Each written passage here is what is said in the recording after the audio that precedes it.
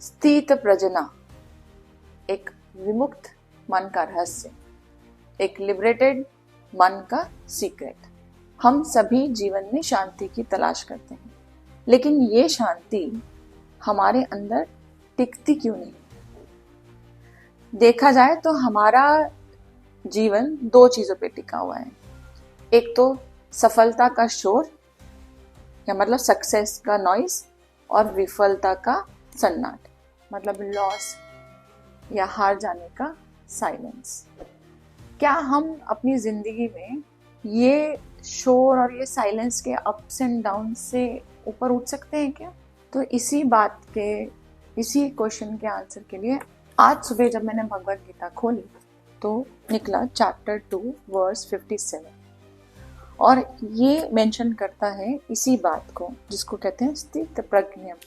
स्थित प्रज्ञ मनुष्य वो है जो हर चीज में बैलेंस मेंटेन करे, सेम एटीट्यूड मेंटेन करे, चाहे खुशी हो या दुख हो। इस वर्स में भगवान श्री कृष्ण अर्जुन को कहते हैं कि वो व्यक्ति जो जब सक्सेस प्राप्त हो तब ज़्यादा खुश ना होके, और जब कोई दुख हो या कोई लॉस प्राप्त करके जो ज़्यादा दुखी ना हो, उसी व्यक्ति को स्थापित कहा जाता है। जो मतलब घमंड ना करे सक्सेस का, हर्षित ना हो, या अपने आप को नीचा ना देखे जब कुछ दुख हो या कोई फेलियर हो तब खुद पर नीचा ना देखे, उस व्यक्ति को स्थापित कहते हैं। तो इस श्लोक से हमें दो चीजें याद रखनी है। फर्स्ट इज आसक्ति का अनुभव, the feeling of detachment or being unattached to whatever comes to you, and you feel that it is yours and your efforts and it's your success. And second is impartial vision, a equal attitude towards whatever prakriti or whatever the nature is giving to you. So basically don't get attached to success also and failure also.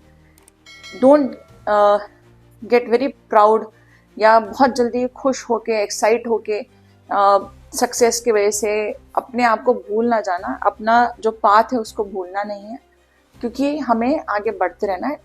Otherwise हमारी पूरी energy खर्च हो जाएगी खुश होने में। और अगर हमें कहीं फेलियर मिलता है तो अगर फेलियर में भी दुखी होने में उतनी एनर्जी ना डालें, क्योंकि हमें आगे चलना है। दुख में भी बहुत एनर्जी वेस्ट हो जाती है। और दूसरी बात है इम्पार्शियल विजन, मतलब एक समान दृष्टिकोण, हमारे सक्सेस की तरफ भी, हमारे पास जो पोजीशंस है उसकी तरफ भी, और जो हमारे पास नहीं है उस तरफ भी। जो हमारे पास पोजीशंस नहीं है उसके लिए भी इम्पार्शियल विजन, सो दैट हमारे पास जो है वो समझे कि ये हमारे पास आना था इसलिए हमारे पास है, और जो हमारे पास नहीं है वो ये समझे कि हमारे पास नहीं आना था इसलिए हमारे पास नहीं है। तो रहिए स्थित प्रज्ञ, बैलेंस मेंटेन करके, एंड रिमेन द सेम। चाहे आपके पास कुछ है या कुछ नहीं है, आपके पास सक्सेस आता है या नहीं आता है, अपनी एनर्जी कंजर्व कीजिए और ध्यान रखिए आपको किस पाथ पे जाना है। दैट कर्तव्य इज मोर इम्पोर्टेंट। नमस्कार, मैं हूँ गोपिका पवार चौहान और आप देख रहे हैं द बेंजीन बॉन्ड। जय भारत, जय हिंद।